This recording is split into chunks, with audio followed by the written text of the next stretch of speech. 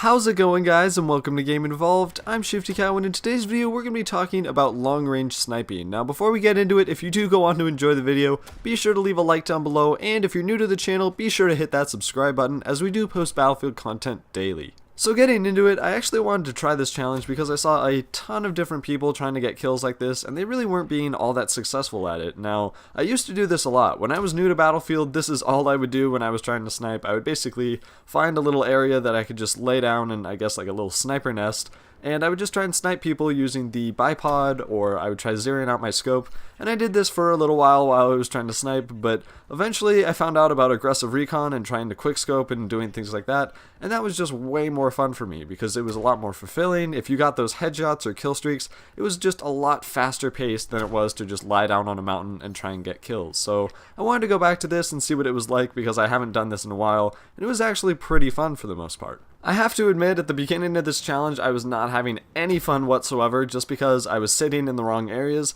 And you have to be smart about which areas you sit in, because if you're too close, you're going to get killed by people with assault rifles, or really any weapon can take you out from a decent range. But then as you get further and further out, it's going to be harder to see people, and you're going to be further away from the action, leading to a lot less kills for you. So you want to get that nice little butter zone. I found that that was around 500 meters for this playstyle.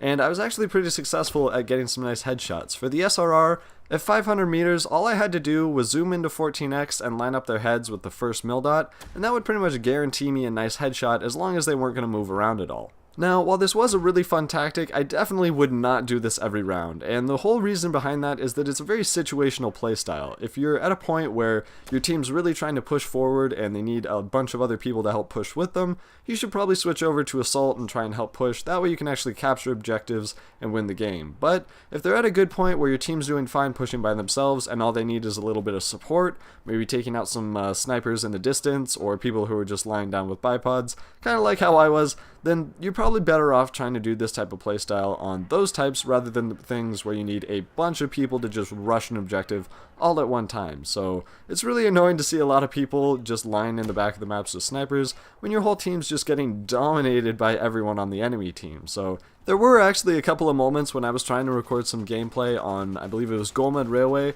and a couple of people decided that it was just their sole mission to try and come kill me, and they ended up driving out an LAV, a buggy, and because they were so awful, I still managed to take them out. But it's just that type of tactic that really annoys people, and if I ever see someone just sniping at me from a distance, I do kind of think negatively on them. I'm like, bud, you could be playing the objective, helping your team out, and that's just something that I don't really see going away. But if you do want to try this out and get those awesome long-range headshots, I would definitely recommend giving it a try, because whenever you land those crazy, like, 1,100 whatever meter headshots, I believe I got one of those on Parcel Storm, it's just crazy fulfilling. It's really cool to see all those points pop up on your screen, and you can go top of the team pretty easily just by doing that. So another thing I noticed while trying this challenge, and I don't know why this took until now to realize this, but some of the people who snipe in this game are just absolutely awful. Like, there was one point in time where I actually went into my Xbox settings, like I was just AFK in Battlefield, and I was trying to turn off all the game DVR clips that kept recording, because every time you get a nice headshot,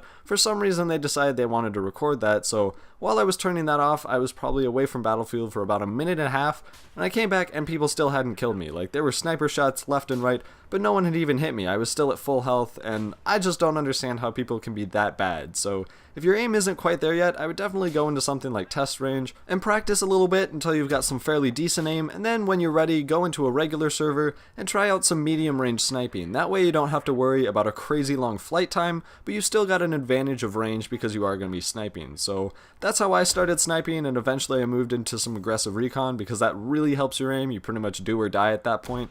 And really, it's just a matter of practice. It takes a lot of time to get good at sniping, but if people are trying, you really want to make sure that your aim is at least somewhat decent before you go into those crazy long-range headshots. So that's pretty much my tips for you guys if you do want to get a bit better at this. But overall, I would definitely recommend giving it a try. Definitely not on all rounds. Try and make sure that your team actually does win and you support them, but it's totally up to you on what playstyle you choose. So that's pretty much it for this video, guys. As always, if you did enjoy, be sure to leave a like down below, and if you want to see more long-range shots, be sure to tell us down in the comments below. Go check out our Twitter, guys, and until next time, stay buttery.